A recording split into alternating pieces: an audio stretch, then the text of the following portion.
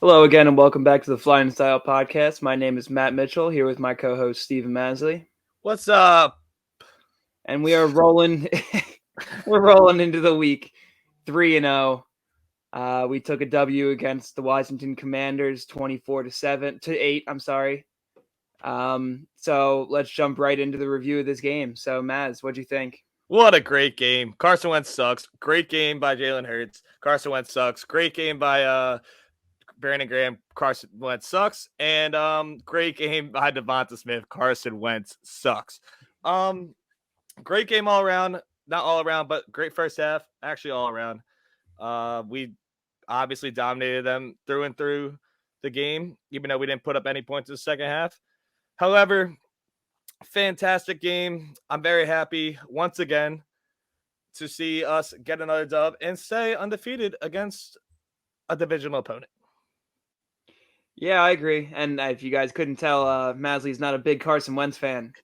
Um, Yeah, it was an exciting game. I felt like we dominated both sides of the ball for the entirety of the game.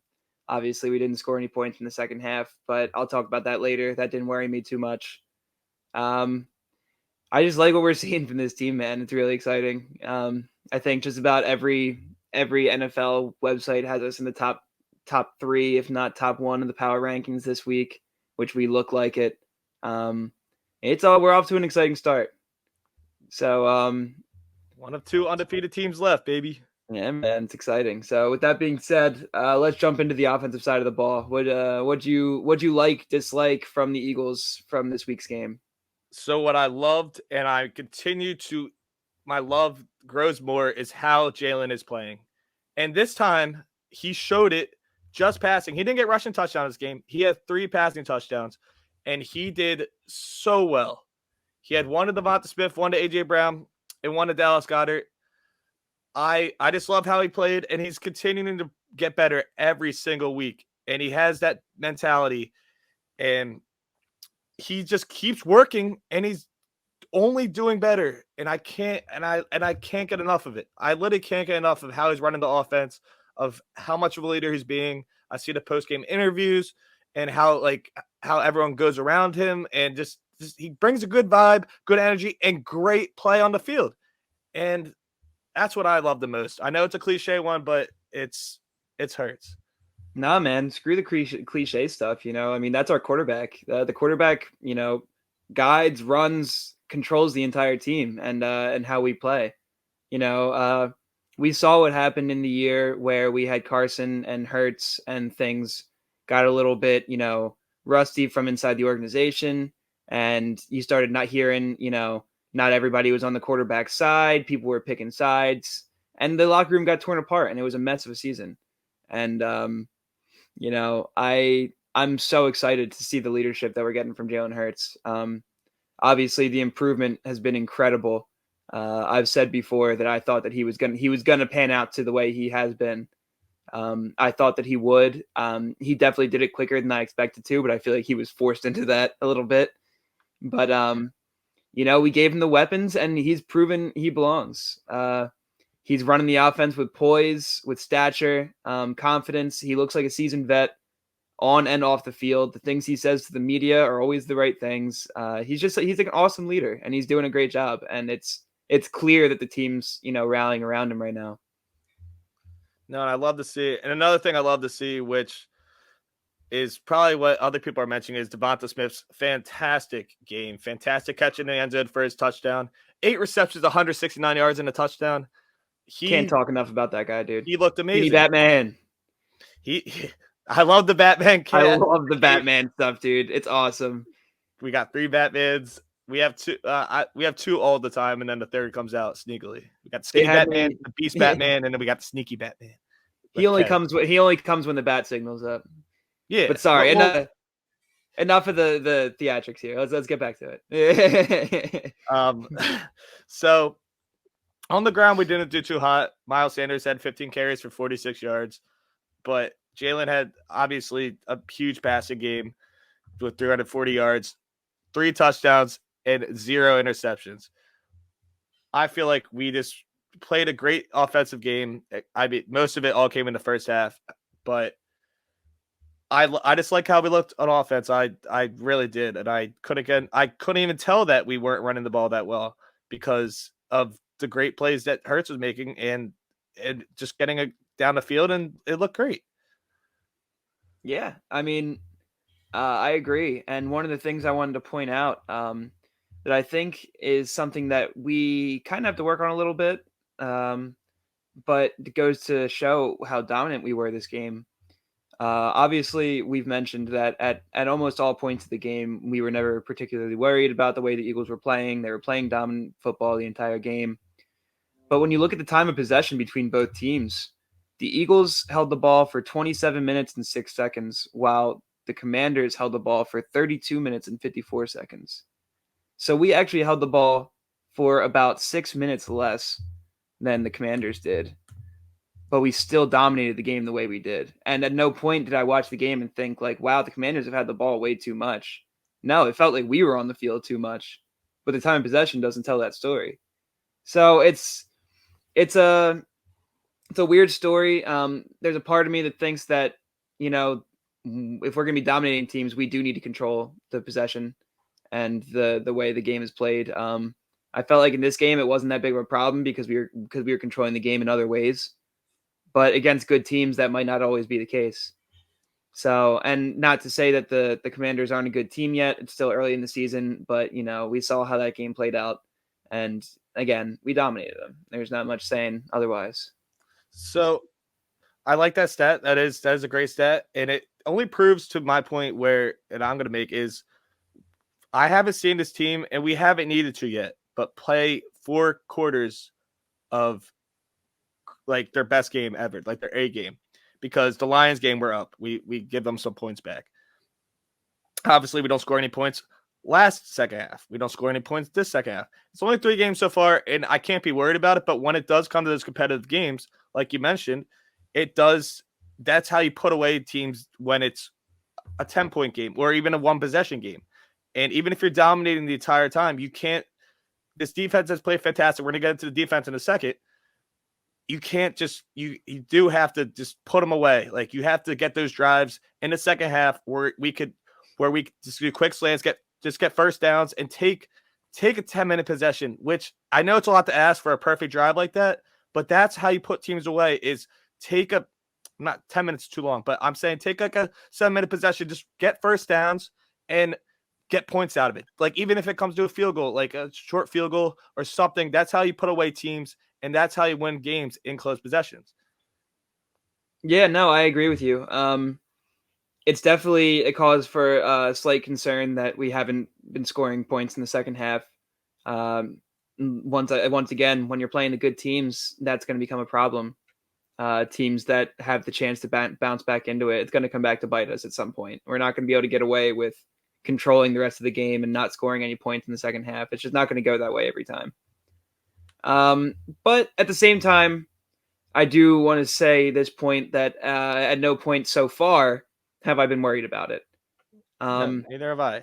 In all 4 games, all 3 games that we played, sorry, it just felt like we were in control of the game. The Lions one was a little scarier. We let them get a little too close.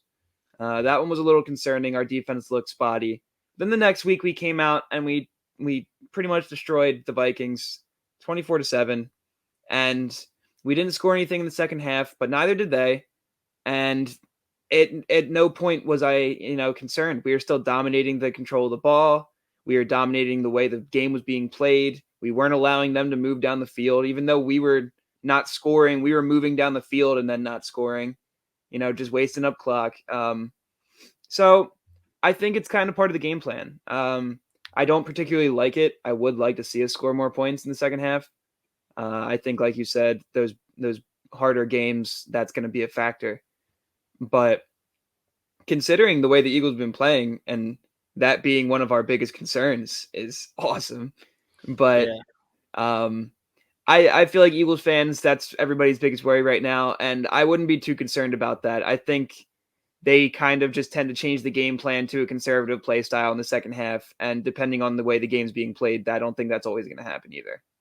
No, they definitely do, and I'm not saying we need to ramp it up every time we go up 20 points. And it might not happen for the rest of the season. I have no idea. But I'm just saying, I just want to do a victory lap around on the car and squish them down to the ground so that their car can't even finish the race. Even No, when believe me, I really am with you on that. I think that we should be giving ourselves more breathing room.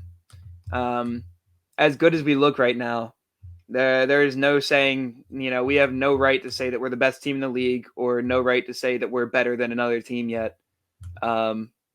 There's still a lot to prove in this season, so I don't want us, playing conservative. Well, we have something to lean back on, and that's a great defense. How about 9 sacks in the games, 17 QB hits, another 8 tackles for loss from this great defense?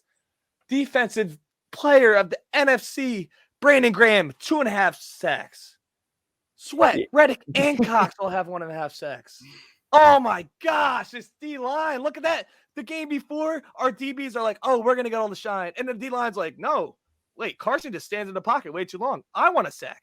I know, Slay, you got your interceptions, but I want to have a sack. I love it. I love every little bit of it. I do too, dude. That's incredible. I mean, I think they might have watched the podcast last week with us saying the key to the game was the front four. They really went crazy the whole game. Every single one of them got their piece in, and we've all said, and I'm sure they knew. If we know it, they know it. They know how Carson plays. They know he stands in the pocket too long. They were licking their chops all week waiting for this game, knowing that they were going to have an opportunity for some sacks, and they got there. So we've talked about how we want to see them run more blitzes. You didn't really see us run any blitzes this game, and that's not a problem because when the front four is getting there the way they were this game, you don't need to run any blitzes. You can just run that soft zone. And, for 3/4 of the game, Carson Wentz had negative passing yards. We let them get a little garbage time points at the end of the game, a little bit of yards. But up into the mid-third quarter, Carson Wentz literally had negative 6 passing yards. Wow. Was it? It was pretty atrocious. I don't know if it was through the third quarter, but it was. It was definitely through the first half, 100%. 100%. That's a fact. Okay. Yeah. Okay. I don't know if that's right, but go look it up, dude. Go find it. I did. Yeah, you have the stat. Read it out then. Our first 5 possessions, we let up 21 yards to them. Yeah, and then we got sacks, and we got passes for loss. I'm telling you, dude. I guess maybe I'm wrong. I hope I'm wrong. I guess overall, yeah. I guess overall with the sacks included, yes. Yeah, you're right. However, we played a great game on the defense side of the ball, and we talked about how much this offense they have done well against mediocre teams. However, Carson isn't as bad of a quarterback as I like to portray, and he did stand in the pocket too long. Obviously, there's problems with him there. However, it's a great performance by our defense, and this is a mid-tier type team that isn't at the bottom of the league, but they still have a decent offense. They still have weapons, and there's no shame in saying that and having faith in this defense. No, man, they played a good game. Up into the fourth quarter, it felt like I really didn't see any production from any of their weapons. Antonio Gibson only finished with 12 carries for 38 yards. He got a touchdown, but that was a garbage time touchdown. Me and you were talking about this before the podcast. Terry McLaurin finished with 6 receptions for 102 yards, but how do you get over 100 yards? All of it was in the fourth quarter. Yeah. We started playing, prevent defense, kind of just letting them do whatever they wanted, and they got some yards, and I don't care. Yeah, we were fine with it. Carson finished 25 for 43 with 211 and 4.9 averaged yards per play, and obviously got sacked 9 times and finished with a QBR of 11.4. And that nice 2 fumbles, we recovered one of them. He was great. We dominated. I mean, it's awesome to see the team doing it in different aspects too. They're changing up every week what team is dominating. the offense dominates one game, then the D line dominates one game, then the secondary dominates one game. It's exciting, and we've got a really exciting roster there. Every time that so far in the first 3 games that I've seen, every time fans and analysts come out and say their complaints for the week, the Eagles come out and fix that complaint. And Yes. sometimes other things will go wrong out of that, but every week they've been coming out and fixing the problems that have been glaring in each game, and it's impressive. It's great coaching. So I know you shared to me not a major concern, but a concern that you saw in the field with Chauncey CJ playing over the top. Do you want to get into that real quick? Yeah, I don't think it's a massive point for concern, but it's something I've noticed in the 3 games that we've played. I had high hopes for Chauncey Gardner-Johnson as a coverage player, since he has some corner, some corner background and whatnot. But in a few games that I've seen him make some questionable plays as the safety blanket, covering deep. There was a play against, I can't remember which one it was against. I believe it was against the Vikings, where Gardner-Johnson tried to jump a route and jumped it way too early and let the ball get over his head. And luckily the receiver dropped it, but that would have been an easy touchdown had he caught that ball.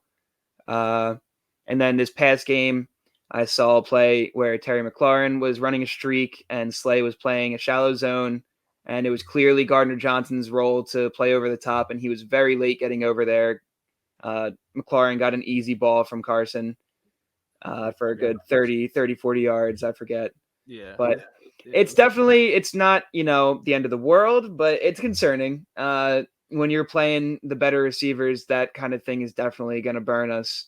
And with Gardner-Johnson being our main safety, our main safety blanket, it's going to be a concern, and he's going to be on the side of the guys that are the guy on the team, like the Justin Jeffersons and the Devontae Adams and, players like that. So my point to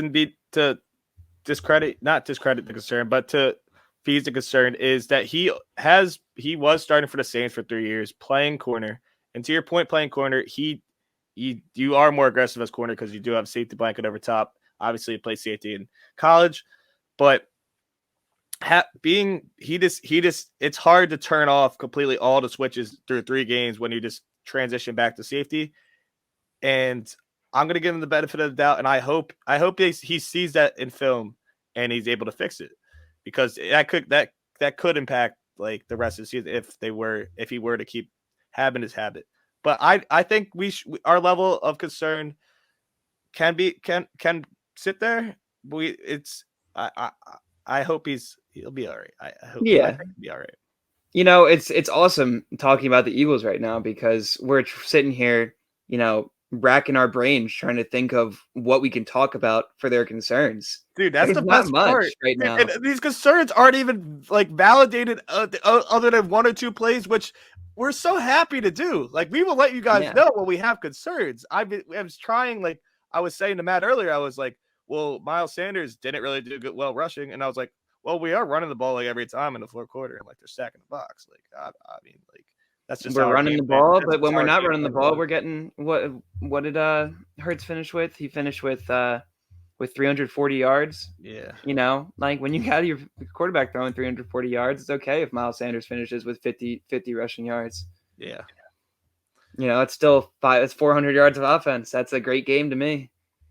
So my question to you is, who do you get the MVP of this game to? Because you got Brandon Graham 2.5 sacks, Hurts 340 yards, 3 tutties, and then Smith having 8 receptions, 169 yards, and a tutty. Who's your MVP of the game? This is a good problem to have. Yeah, this is a good problem to have, but I think you got to give the MVP to Devontae Smith. Fans were worried about him the other day with not getting any catches. Like, malarkey, dude. I don't know why anyone ever considered that to be a problem. Like, AJ Brown did good one game. He's going to do one. This is a big surprise to a lot of people. Yeah, I don't know why it was such a surprise. He's been a dog, will be a dog, always will be a dog. Like, he's so quick. He's so aggressive with his steps. He makes such harsh cuts. He gets open. Like, his releases and his just footwork is incredible. And we saw it on display in this game.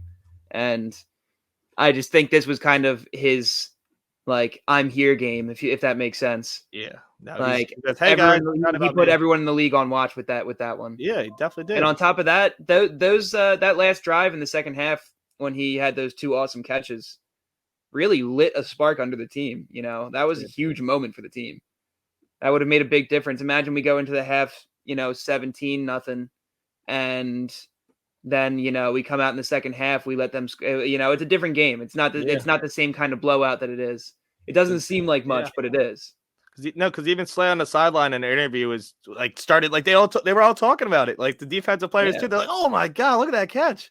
Like it was like, and then they're hyping him up, and they're like, "That's all they could talk about," because it's can't not talk about that. I mean, obviously, and that was incredible. Those were 2 of the best catches I've seen in a while. Outside of George Pickens' awesome catch the other week. Yeah, he has 3 reception in the game, but I mean, I didn't say he did anything, but that catch was awesome. but my MVP is gonna go to no other than Brandon Graham. He's been the heart and soul of this team. Obviously we love him for the Brady strip to get the Super Bowl. He's 2.5 sacks, super impressive, great game. I know everyone on the D-line had a great game, but I want to give him this one. I'm gonna give him the game ball on this one. Hell yeah, dude! I told you before the season started that I think he was going to be the dark horse of this team. Dude, I said he was too old. People started counting him out. I don't think he's ready for that yet. You can't count him out. He's not ready for that yet. He's still playing at a high level. So, and I gotta admit to myself, I've talked with my friends, and I've voiced a few concerns with Fletcher Cox getting a little older and taking off some plays every once in a while. But I really should take that back. He's still playing really hard. He's making plays that aren't showing up in the stats as he always has in his career. And on top of that, he had 3.5 sacks for the whole season last year and has 3 to start this season. So yeah, our D-line is they're still there. They're still here and they're still prevalent. Another guy who made plays without notice was Cy Reddick. The boy finally got his first sack. It made me cheer a little bit. He finally got it. He had 1.5 for the game. I think he caused a fumble. Yeah, he did. I believe. And he did. I mean, Gannon, please put Dean in the game. I'm going to say that every podcast till he does. But it's probably not going to happen too soon. Put Dean in the game. He's going to listen. He's going to listen to one of these times. But no, I loved how he played, and obviously, Sweat played fantastic. Hargrave played great. But I thought Reddick showed, other than Brandon Graham and Cox, I think Cox, he's definitely top 3 on that D line, and it's great. It's a great company, great game, and I think he played really well. Yeah, we've got the depth, we've got the rotation, we've got guys at every spot. I'd still like a little more edge rush, but it's not a concern. Sweat and Hassan Reddick are dogs. I just worry about somebody getting hurt and having the depth for it. Yeah, because Barnett, obviously. Yeah, Barnett's already out. And another thing that I really want to, voice to Eagles fans is, as exciting as this is right now, it is week 3, and everyone keeps saying that. But what really needs to be put in perspective is players are going to get hurt. It's very unlikely that we're going to have a perfect season of everyone staying healthy. And if we do, that it almost concerns me more that it's just going to happen during the playoffs then. Football is that type of sport where it's not expected to happen. It's when and how bad. Exactly. So someone hurts their shoulder, it might not make them out for the game, but it's going to make them limited for that game or be able to do for their full potential. Exactly. I am not wishing injuries on anybody. I'm hoping everything goes perfect from here on out, but it's just unlikely. I just want to prepare people for it. Things may go wrong from here to the end of the season. But DN's really the only spot that for the first time that I feel like we don't have depth. Like I feel like there have been quite a few years where I've looked at like the O-line and said, oh, we have no depth. Or I look at the receivers and say we've got no depth. Secondary.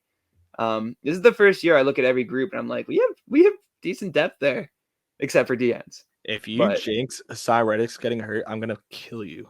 Yeah, I'm knocking on wood now because I don't want that to be noted and taken as my bad. Yeah, you're good. All right, let's get into I'm just saying. I think people are, as exciting as everything is, I just want to constantly remind fans to not get ahead of themselves. Yeah, no, I thought even hearing like sports talk radio this week, fans are almost They're a little too excited. They're too excited, but it's not as excited as I thought it would be after even beating the Vikings. It was actually kind of like I was like, wow, like no one's saying Super Bowl every single time they call. But After the half Vikings them game, are. I heard that. After the Vikings game, that was all I was hearing. After Vikings game, everyone said that, but then after this, they're like, Carson just sucks. Carson just sucks. Carson just sucks. Kind of like me.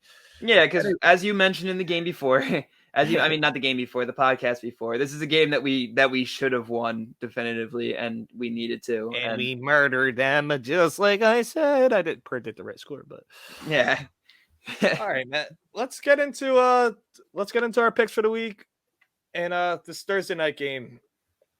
Miami versus Cincinnati. Surprisingly, Matt thinks Tua's not going to play. I don't know if he's going to play, but the line is -4 towards Cincinnati, and Miami's the only undefeated team left. So, what's your pick in this game, Matt? Yeah, I don't really think that there should be a clear favorite in this game. Obviously, the Dolphins are 3-0, the Bengals are 1-2. But if the Dolphins end up Tua-less, it's gonna be, it'll be a weird game. But the Bengals are coming out in their hot new uniforms on prime time against a possibly Tua-less team, and I think I'm going to go with the Bengals -4 on this one. I don't want to take it, but just for you guys' sake of us matching up, I will take the Miami Dolphins. And to recap last week, my record is now positive, and we have our first tie. I'm 6-5-1, and went 2-1-1 last week. Yeah, I'm not doing quite as hot. I'm 4-8 on the season, and I went 2-2 last week. My underdog hit, which was a fun one, but I think that I told you, dude. The Giants are frauds. No, they are. They are. I just thought maybe they would squeak one more out against the backup quarterback for the Cowboys. Yeah, not that I predicted that, but but we'll get into more of our picks later this week. We're gonna drop our 3 picks of the week coming on probably Friday or Saturday's podcast. So we will have those out to you soon. But you know who to ride for the Thursday night game this week. Heard it here first. I don't love the Dolphins pick, guys. Don't take my advice, but just don't. Come on, man, you gotta show a little confidence. If Tua plays, I'll have confidence. If Tua plays, then the Miami defense. Miami defense will shut down Burrow if Tua plays. I don't like saying this. I'm in confidence, but so previews coming out for the Jags game on Friday night, Saturday morning. Stay tuned for that. Great win this week. Dougie P's return. Where's my hat? I guess I gotta wear another hat. Ugh. Dougie P is coming back to town. But this week, guys, we're here. We're here to stay. Got the college shirt on. Got the Eagles hat on. Let's go. You heard the man. But hey, I just want to make it be known, if anybody boos this man, Doug Peterson, walking into our stadium, I will personally show up to your house. You're not allowed to. With a baseball bat.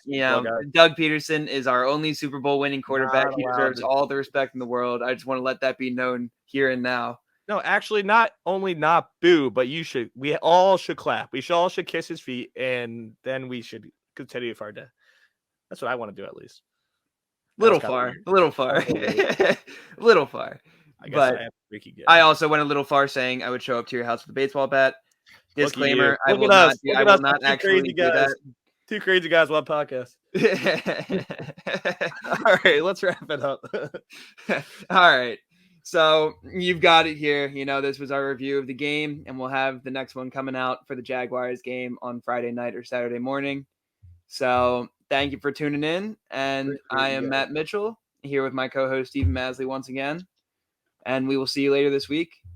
Go Birds. Go Birds, baby.